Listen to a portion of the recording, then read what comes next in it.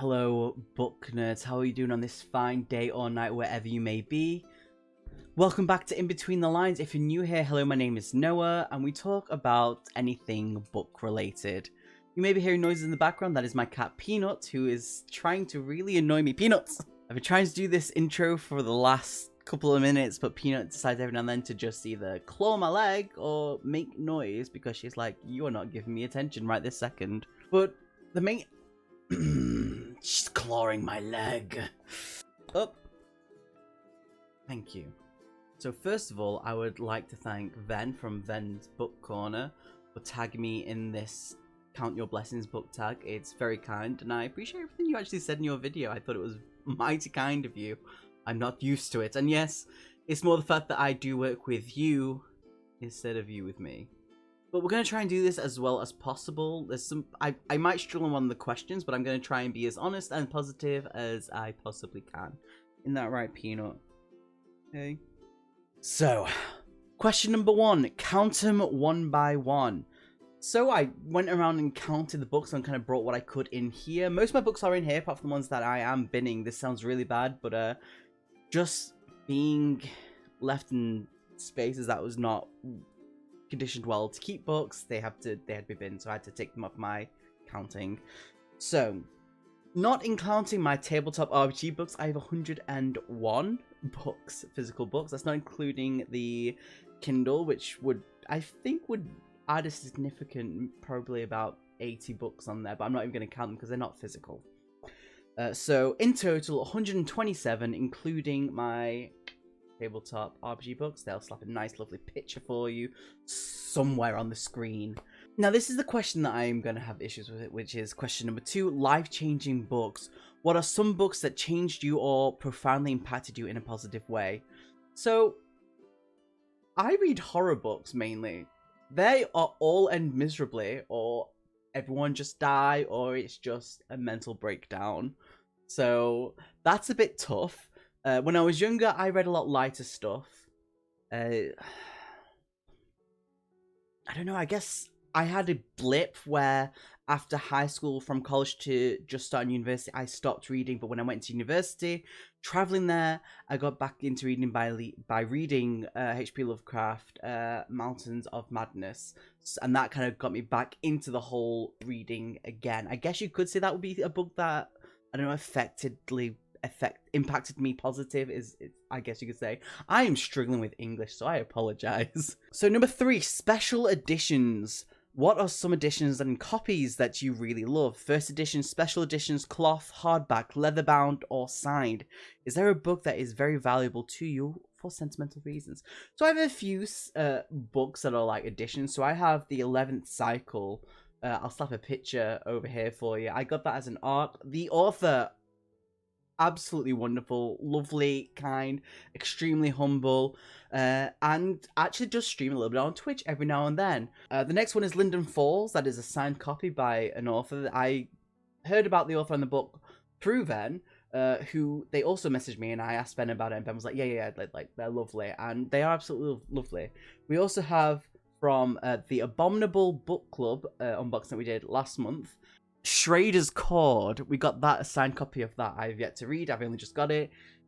Also, Abominable Book Club. The next unboxing will be this month because I did also pre-order the Christmas one as well. I also have a book for sentimental reasons, which is, they're actually, oh my god, me and left and right sides. You can't really see them. They're all here lined up in numeric order, just here.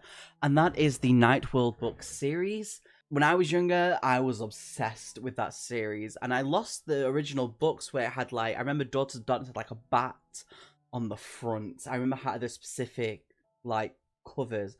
Obviously, they don't really exist anymore, so when I found that there was a special edition box set, I went and bought it, and that's now behind me, and I will be doing reviews on them at some point. For sentimental reasons, as a young kid, they were my escapism. So, number 4, gifted books. Books you love that others have gifted you.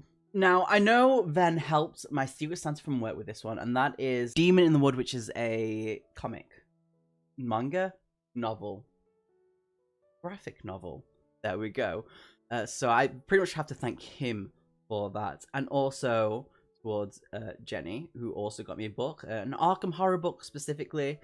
and I absolutely loved it. I enjoyed the book thoroughly, and thank you for them. I really do appreciate them. I love that you saw something and mentioned it, or you saw something that I was kind of into, and you took, you know, that you were like, that's in my mind, and you remembered, and I appreciate that.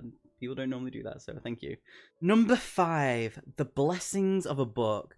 How has reading benefited you emotionally, mentally, or spiritually? That's a difficult one, because growing up, like when I was younger, I was a very angry kid, and books were a way for me to just kind of not be me. As everyone will probably be saying in this, it's escapism. It's the way to not have to be you, to have to deal with things that you have to deal with as a person. You can read and just be in a different world. You can be someone else, and so on and so forth. But mainly reading has benefited me emotionally, mentally. I don't know. It's reading has benefited me emotionally and mentally. Spiritually is a whole different thing. I'm not a spiritual person. I used to be pagan for like 13 years of my life, from like high school all the way up until just before I stopped university, because life. Maybe it's something I will go back into. I don't know. I enjoy where I'm at right now. Number 6, friends. Friends, the greatest blessing. Do you have real life friends who love to talk books with you? Give them a shout out. I actually have. I never thought I would say this. Originally, it used to be just me and Greg. Greg is the person I met through PlayStation and streaming. We met in real life, and he will always be a very good, close, personal friend of mine. I absolutely adore that mofo to bits. He's literally like my little brother from another mother. Don't know. Definitely Greg. Absolutely love you. Got me really back into reading with told me about Meddling Kids. That just blew my mind because I loved that book.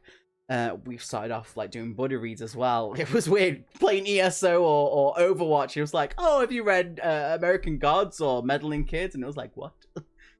We have Luna. I appreciate you. I love that we're in a Discord together, but the fact that we can talk about random things, and I think we've got a good little friendship going on there. I appreciate the videos that you do and everything you do with the booktube community.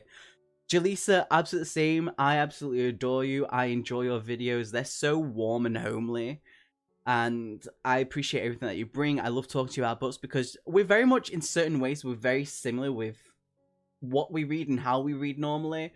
So I appreciate everything that you bring forward too. Neil from Ven's Book Corner, or I said your name, Tough. You always say my name. Take it.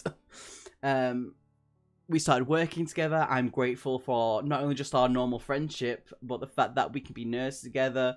We can have moments where we just ran. We talk about books quite a lot. I think we need to talk more about them though. Just, you know. And we nerd out because we do play Dungeons and Dragons together. And I love you. You're a proper little egg. You're a proper good egg. And obviously Jenny, the other half, who I talk books with as well. Lovely person. Tells me off for swearing quite a lot. I don't blame her, to be honest. I didn't realise I sweared so much in my life. Thank you to Ven for introducing us. Moving on. And I guess you could say every now and then, like, my dad was a reader. He was one who got me reading into growing up. He stopped. Now these days, he's gotten a bit old. That sounds terrible. My mum has turned into the reader now of the family.